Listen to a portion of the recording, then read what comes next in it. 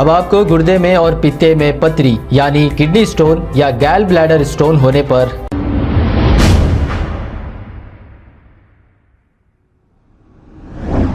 अस्सलाम वालेकुम नाजरीन, 7H न्यूज सच को रखे आपके आगे। हैदराबाद पार्लियामेंट एमपी असदुद्दीन अवैसी हिमाचल में एक जलसे से खिताब करते हुए इन्होंने ये कहा कि इतने बड़े बड़े नेता जो दूसरे पार्टियों से बीजेपी में जा रहे हैं, क्यों नहीं इन्हें बी टीम कहते। अब इनको क्या बी टीम कहेंगे, वो खुद ए टीम है। लेकिन अब आपको बी टीम याद क्यों आई? क्योंकि आपको कोई भी अब बी टीम नहीं कह रहा है, इस वजह से आपको बी टीम याद आई है। असदुद्दीन अवैसी साहब ने यह भी कहा है कि नफरत का माहौल सारे हिंदुस्तान में पैदा कर दिया गया है। और क्या कहा, आइए सुनते हैं तमाम तफसीलात। ये सीमाचल में एक जलसे से मुखातिब होते हुए सभी बातें कही है। मेरे भाई, आज आप देखते हैं कि देश में, मुल्क में किस तरह का माहौल है। फिरका परस्ती अपने अरूज पर है। नरेंद्र मोदी ने भारत की राजनीति से मुस्लिम अकलियत को बिल्कुल ही दूर करके रख दिया। आपकी आवाज कहां है बताओ? तो उठाकर उसको जेल में डाल दिया जाता है। मगर हम बीजेपी के लोगों से कहना चाह रहे हैं, तुम क्या कर सकते? तुम सिर्फ जानी तो ले सकते हो ना, तुम जानी तो ले सकते हो और क्या कर सकते हो? आप देख नहीं रहे कि कितने बड़े बड़े नेता कांग्रेस के बीजेपी में चले गए। महाराष्ट्र का मुख्यमंत्री रहा अशोक राव बीजेपी में चला गया। बोलो उसके बारे में, बी टीम नहीं बोलते उसको। कितने भाग भाग कर बीजेपी में जा रहे हैं, उनको कोई कुछ नहीं बोलेगा। मगर जब अवैसी आकर सीमांचल जिंदाबाद, सीमांचल इंसाफ की बात करता है तो इनके पेट में दर्द शुरू हो जाता है।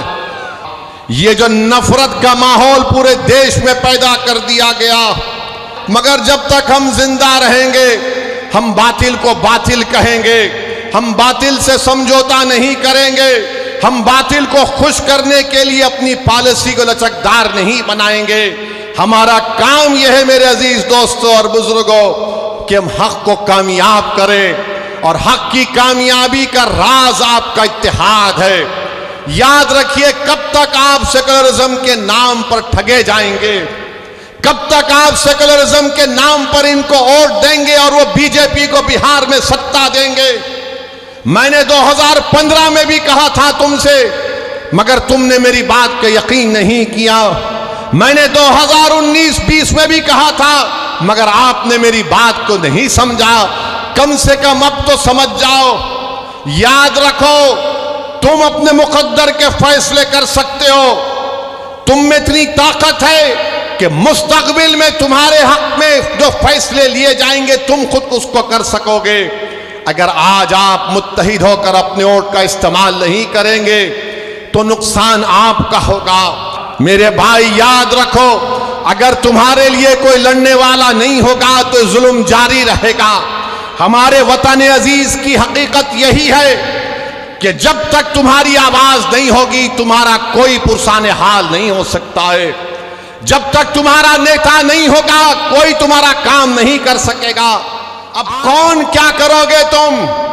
ये जो दल्लाल फिरते हैं, हमारी कौम के दल्लाल, अरे दल्लालों, अभी तो अपना मुंह काला करके घर में बैठ जाओ। बरसों से धोखा दिया गया है, बरसों से धोखा दिया गया। ये मैं नहीं कह रहा हूं, बिहार सरकार कह रही है। सुरजापुरी बिरादरी को नौकरी नहीं मिलेगी तो सेकुलरिज्म की कामयाबी है। शेरशाहबादी को नौकरी नहीं मिलेगी तो क्या मोदी को रोका जा रहा है? कुल्हिया बिरादरी को हिस्सा नहीं मिल रहा है मगर तेजस्वी मुख्यमंत्री बनेगा? अरे शर्म करो, अपने बाप का नाम मिट्या मिलीत मत करो। अगर अभी भी तुम्हारे दिलों में जो धोखा देकर चले गए, अगर तुम्हारे दिलों में गीरत बरकरार है तो सोचो कि किससे धोखा हो रहा है।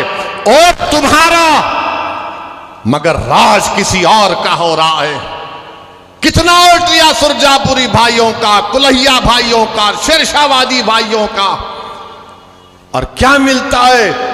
कुछ नहीं मिलता, सिर्फ वादे मिलते हैं। और चुनाव आएगा तो बोलेंगे सेकुलरिज्म को जिंदा रखो, सेकुलरिज्म को जिंदा रखने का मतलब यह है कि या तो तेजस्वी को मुख्यमंत्री बना दो या नीतीश को बना दो, और तुम घर में जाकर रोज अपनी तबाही और बर्बादी के नजारों को देखते रहो। चुनाव आएगा तो बोलेंगे ओवैसी वोट काटने आया है, इसको वोट मत दो, तो इसका मतलब यह है कि सीमांचल में नाइंसाफी जारी रहे। जब अख्तरुल ईमान बिहार की विधानसभा में गरीब और मजलूमों की आवाज बनकर उनके हक की बात करता है तो उनको पेट में दर्द शुरू हो जाता है। तेजस्वी यादव को जरा सोचना चाहिए था कि जब तुमको मंजलिस की जरूरत पड़ी तो अख्तरुल ईमान को बुलाया और बोला कि अख्तर भाई हमारा साथ दे दो। तेजस्वी, तुमने जो 4 गुलाब जामुन समझकर हमारे विधायक को खा लिया, वो हजम कर गए तुम उनको? क्या किया तुमने उन 4 का? कहां मुंह दिखाने के काबिल नहीं रहे वो लोग?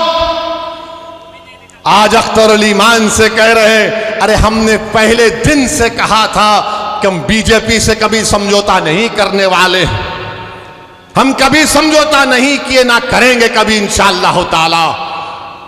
2 मर्तबा नीतीश कुमार को तुमने मुख्यमंत्री बनाया और 2 मर्तबा नीतीश कुमार ने बिहार की जनता को धोखा दिया और बीजेपी को सत्ता दी। मगर बताओ, इनकी जबानें बंद हैं, जबानें बंद हैं, कुछ नहीं कहते। मगर मेरे अजीज दोस्तों और बुजुर्गों, हम आपसे सिर्फ यही अपील करने आए हैं कि आने वाले लोकसभा के चुनाव में नरेंद्र मोदी के 370 का वो जो दावा कर रहे हैं, उसको रोकने के लिए, क्योंकि हम जान चुके हैं कि तुम बीजेपी को नहीं रोक सकते। मोदी को अगर कोई रोक सकता है तो इंसाफ पसंद लोग रोक सकते हैं। ये मिलावटी, ये मिले हुए लोग नहीं रोक पाएंगे। ये कभी भी किसी भी कीमत पर आपका सौदा कर जाएंगे। अब आपको गुर्दे में और पित्ते में पथरी यानी किडनी स्टोन या गैल ब्लैडर स्टोन होने पर नहीं है घबराने की ज़रूरत। शहर हैदराबाद में सालों से इस इलाज के लिए खानदानी सिलसिले से चला आ रहा है भरोसेमंद नाम RS यूनानी फार्मेसी, जहां पर खास तौर पर पित्ते में मौजूद पथरी और दोबारा पथरी ना होने का किया जाता है मुकम्मल इलाज। आपको इस दर्द से हमेशा के लिए मिल जाएगा छुटकारा। No side effects, no operation. तशखीस करते हुए दवाएं की जाती है फराहम। तो देर ना करें, जल्द ही तशरीफ लाएं। RS यूनानी pharmacy, Bahadurpura X road, opposite Canara bank, Hyderabad. मजीद तफसीलात के लिए रब्त करें 9390610436 पर। खबर है शहर की, खबर है गाँव की, खबर है सारी दुनिया की। 7H न्यूज पसंद आए तो लाइक कीजिए, शेयर कीजिए और सब्सक्राइब करना ना भूलें। 7H news.